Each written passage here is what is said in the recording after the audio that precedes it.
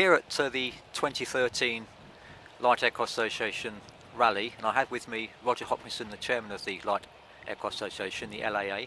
Ask a few questions. Welcome, Roger, to Sywell. What actually is the Light Aircraft Association? That's an interesting question. Light Aircraft Association was established in 1946, and it's about getting the guy on the street to be able to fly an aeroplane. I think you can really say that Light Aircraft Association is about making dreams come true, and for us, of course, that's the dream of flying. If you haven't been flying, you want to go and do it. It's fantastic, and people who've been flying just want to go again and do it when they're flying little aeroplanes. In 1946, a group of people got together post the war to try and establish flying again in this country. Nearly 70 years later, we have an association of 8,000 people and just over 2,000 flying aircraft, some of which have been kit built, others are old, antique, older aircraft known as orphans, where the type certificate is no longer valid. These are things like Osters and so on. And through the association, we oversee the airworthiness of those aircraft, and we enable people to fly those aircraft, be it a home built or, as I say, an older aircraft. And essentially, as I say, this is making the dream come true so people can fly. So the LAA really help home builders. Can that be fabric and metal kicked airplanes as well? Oh yes, aircraft can be made in a variety of materials. A lot of people think of aluminium because that's the more modern material, and obviously composites, a lot of composite aeroplanes around. But a lot of our members still have older wooden aeroplanes, and indeed wooden fabric is still a material used today. There are people in our association who have started with literally a pencil and a piece of paper and have designed their own aeroplane, and often they find that wooden aeroplanes and fabrics are a nice way to do that. It's almost part of the culture, in fact, that exists. And the very question you ask is an important one, because here at the rally you can stand here and you can look around and you can see a massive variety of aircraft. It's ranging from small single-seaters, some of them supplied in kit form, but others that people have designed and built themselves, some really nice aeroplanes, right up to four-seater aircraft, where people, in fact I have one myself, whereby you can go on some really serious long-distance flying trips and visits to other countries. And it's that range and it's that variety which is hugely a part of the culture of the association, and it offers so much to people in terms of the flying opportunity. When people build these airplanes, Roger, do they get any backup from the association? Is there engineers and inspectors to come and help them? Oh yes. The way the organisation has developed since those early days is today we have a delegated authority from the Civil Aviation Authority to oversee the building of aircraft and establish that the airworthiness of the aircraft is suitable for issue for the permit to fly, which is the key legal document which enables someone to go and fly that aeroplane. And our engineering department basically does that, as well as helping the builder through the process. The process when they're building is such that at each phase of the build they have an inspector who is a volunteer within the association who supports them and signs off it stage by stage, so that they can be sure that when they've completed it and it's properly signed off and the organisation makes the recommendation to the CA for the issue of the necessary paperwork, that all is well. And that's a very, very key function. The inspector's role as volunteers to support the builder is key. The ability of the engineering department to do that job, and even more importantly is the subsequent looking after the aircraft. It's all very well that the airplane has flown, but we all know, as with our cars, sometimes things go wrong and the manufacturer has to do something. With airplanes we have what is called continuing airworthiness, and the continuing airworthiness process ensures that the airplane is maintained properly. If any issues come up, they are dealt with. So it is a total service. In many ways, we act as a little mini CAA, Civil Aviation Authority, for these airplanes. And that is one of the key things that enables us to keep the cost down. Our motto is safe, low-cost flying, and that is fundamental to what association is. I'm joined by Philip Hall, who's the new Chief Executive Officer of the Light Aircraft Association based at Turweston. Welcome, Philip, to our first rally with you in charge. How did you actually originally get involved with the Light Aircraft Association?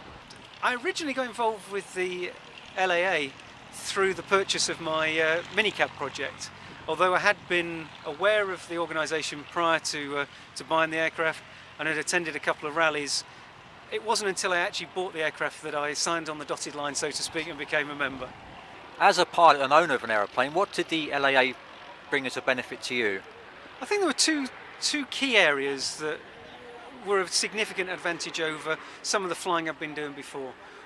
An obvious one was an opportunity to get involved with my own aircraft engineering, something that I'd always had an interest in.